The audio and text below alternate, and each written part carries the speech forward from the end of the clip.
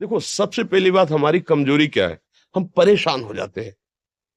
संसार में देखो तो परेशान, परमार्थ की तरफ देखो तो हम परेशान हो, ये हमारा आदत स्वभाव बन गया परेशान होना। थोड़ा सा धैर्यवान बनो, गंभीर बनो। कोई इस भारी से भारी विपत्ति में परेशानी स्वीकार करके विपत्ति से थोड़ी निकला जाता। सुलझो, ठीक है, ये विपत्ति आई, समस्या आई, इसका समाधान होगा। ऐसा थोड़ी कि हमें नष्ट कर देगी। अगर अभी हमारी बड़ी हानि हो जाती है, हम कल इससे बड़ा लाभ प्राप्त कर सकते हैं। हमको एकदम बिल्कुल गंभीर रहना है, इतने कमजोर नहीं बन जाना। अब वो गए तो क्या होगा, अब वो वस्तु गई तो क्या, पद गया तो क्या होगा। प्रयास किया था, ये पद मिला था, इससे बड़ा पद प्राप्त करूंगा, मैं इससे बड़ा महान बनूंगा। ठीक है, एक बार गिर गया, गलती हो गई, दंड भोगूंगा, फिर इससे ज्यादा संयम में रहूंगा। बिल्कुल, मतलब एकदम फ्रेश दिमाग रखना चाहिए। और अपने लोग क्या है, जरा सी बात में एकदम पछड़ा कर लेते हैं, एकदम कमजोर हो जाते हैं। ये बिल्कुल ठीक नहीं है। हम जीवन भर की यात्रा की बात कह रहे हैं, भारी से भारी कष्ट में भी मुस्कुराना, तो हमें बल मिला है, हमें भगवान की कृपा का दर्शन हुआ है, हमें उनका दुलार दिखाई दिया है। अगर ऐसे तो भाग जाते हैं, फिर परमार्थ में थोड़ी चलना होता है। आज जो आप सुन करके लाभ लेने की चेष्टा कर रहे हो ना, ये केवल प्रवचन नहीं है, ये जीवन है। अगर ये जिए ना होते ना, तो ये इसका प्रभाव नहीं पड़ता, फिर वाणी का प्रभाव नहीं पड़ता। हम इसीलिए कहते हैं, जैसे आप लोग एकदम परेशान हो जाते हैं जब बोलो, क्या हमसे ज्यादा परेशानी होगी? दोनों किडनी खराब, दवाई लाने के लिए पैसे नहीं, पानी रखा है हम उठ के पी नहीं सकते, भीषण शरीर में कष्ट, भीषण बुखार, क्योंकि किडनी फेल, जरा में बुखार, खाने को क्या, रोटी मांग के लाओ। अगर वहां सब्जी मिलती तो लाल मिर्च ऐसी पड़ के मिलती थी कि पा नहीं सकते थे। आप सोचो, पानी लाना है तो मुझे लाना है, पीना है तो मुझे पीना है।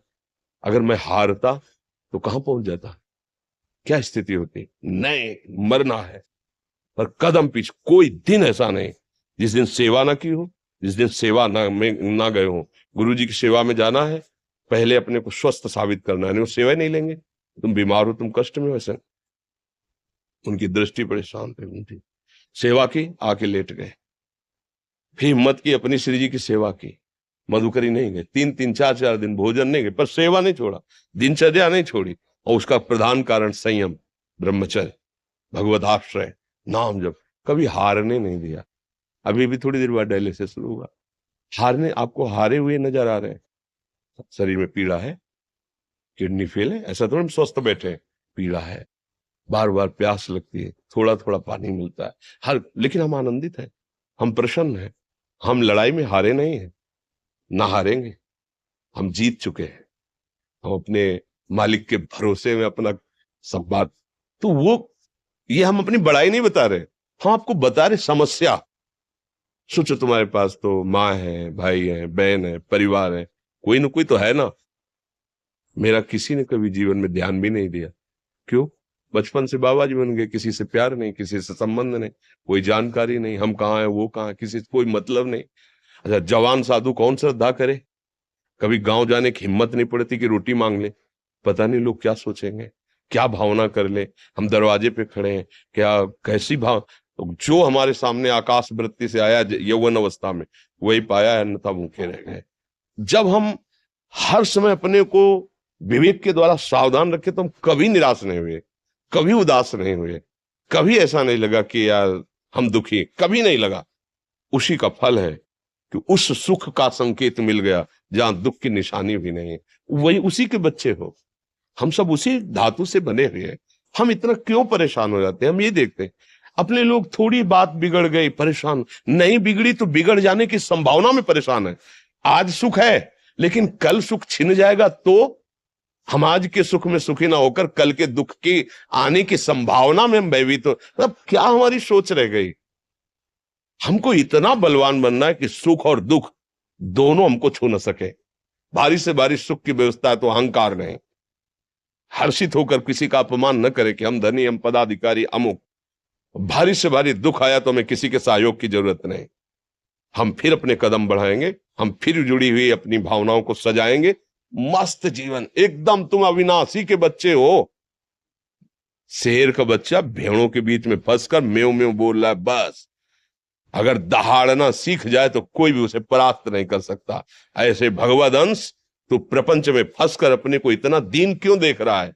तू ऐसा है कि भगवान के दिव्यास्त्र में भी ताकत नहीं तेरे को मार सके।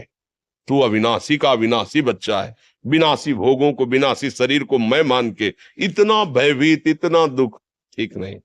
ये सबके लिए, केवल एक के लिए नहीं। आप समझो, आप लोग सोचते हैं हम गृहस्थ होकर भला ऐसी स्थिति कैसे। जनक जी सुखदेव जी के गुरु हैं और राजा हैं, महल है, रानियां हैं, नौकर है, चाकर। क्या सुखदेव जी जिनके शरीर में लंगोटी भी नहीं है, दिगंबर, परमहंस, परमहंस के गुरु है जनक जी जो राजा हैं।